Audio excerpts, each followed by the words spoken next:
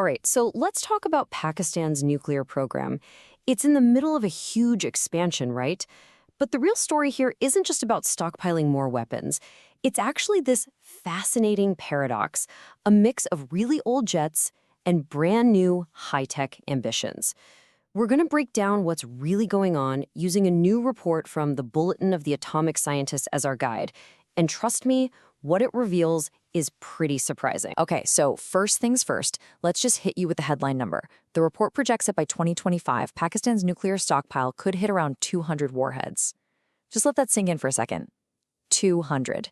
That right there gives you a sense of the scale we're dealing with. And look, this isn't just about them building more warheads and putting them on a shelf. The report is really clear on this. It says, and I'm quoting here, Pakistan continues to expand its nuclear arsenal with more warheads, more delivery systems, and a growing fissile materials production industry. So you see what's happening? This is a total, across-the-board strategic buildup. It's the whole shebang. Right, so that brings us to the really important question, doesn't it? I mean, it's one thing to have the warheads, but it's a whole other problem to actually deliver them to a target. And this is where the story gets wild. Because how Pakistan plans to do that? Well, it's this crazy mix of old-school tech and super modern ambition. So let's start with part one, Pakistan's growing nuclear arsenal. You might be asking, why is this happening? Well, according to the report, it all comes down to regional strategy. Specifically, it's a direct response to the nuclear capabilities of its neighbor, India. Okay, now for part two, the surprisingly vital Mirage jet. And this, for me, is where things get really fascinating. You have to remember, Pakistan has modern fighters. They have F-16s. So why on earth is a jet that was designed back in the 1960s still playing such a critical role in their nuclear plans today? That's the paradox we're about to dive into. To really get why this plane is so important, you've got to appreciate its history. This is the French-built Mirage 3. Its first flight was way back in 1956.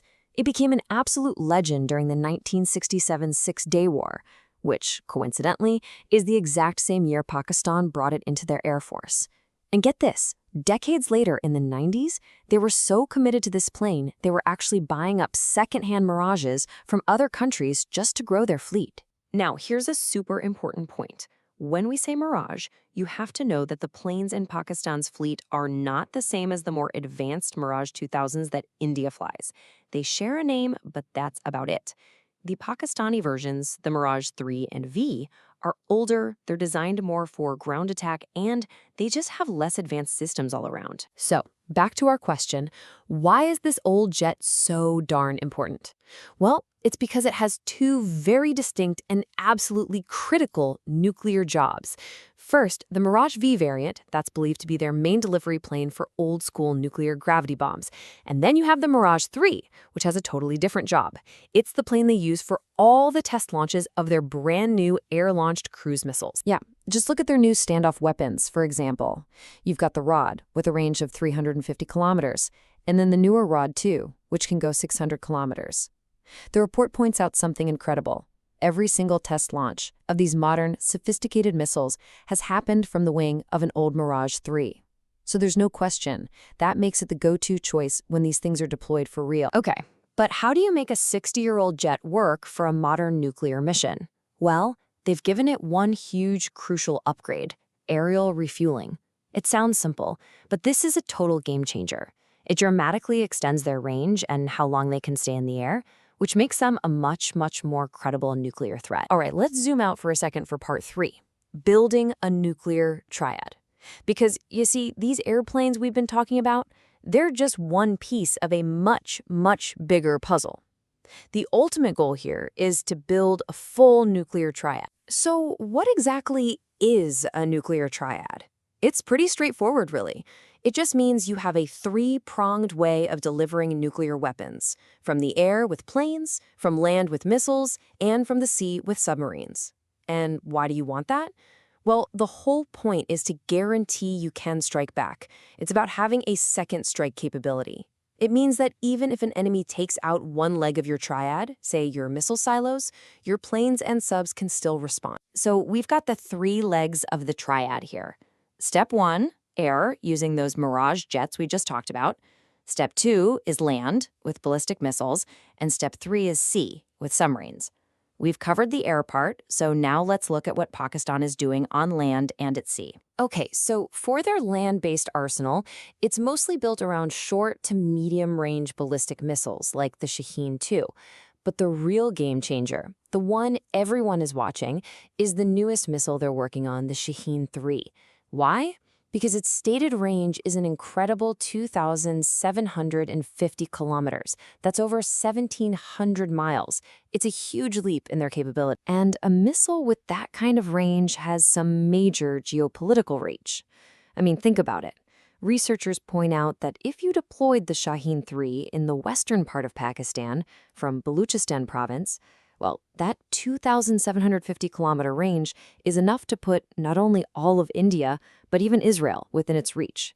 That changes the strategic map entirely. So that's air and land. What about the third leg of the triad, the sea?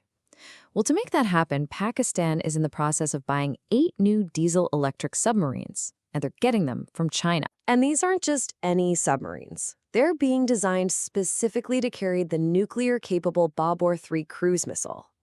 This is the final piece of the puzzle. Once this submarine and missile system is fully up and running, Pakistan will have its sea-based deterrent, and its nuclear triad will finally be complete. But wait, there's more. The story doesn't just stop with completing the triad. In our final section, Part 4, we're going to look at future weapons and geopolitics, because Pakistan is already working on the next generation of weapons technology, and we need to understand what that means. Okay, so to understand what's coming next, you have to know this one acronym, MIRV. It stands for Multiple Independent Re-Entry Vehicle. What does that mean in plain English? It means one single missile can carry several nuclear warheads. And not only that, each of those warheads can be aimed at a completely different target. It's a massive technological leap, a true force multiplier. And guess what? Pakistan is already deep into developing its very own MIRV-capable missile. It's called the Ababil. Now, if they get this technology working, it would make their land-based missile force way more powerful and, crucially, much, much harder for any missile defense system to stop. So, this all brings us right back to where we began. We've seen how Pakistan isn't just growing its arsenal in terms of numbers.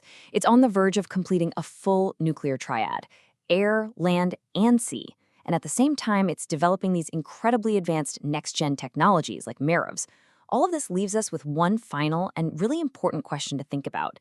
As Pakistan completes its triad with more and more advanced technology, what does all this mean for stability, not just in the region, but for the rest of the world?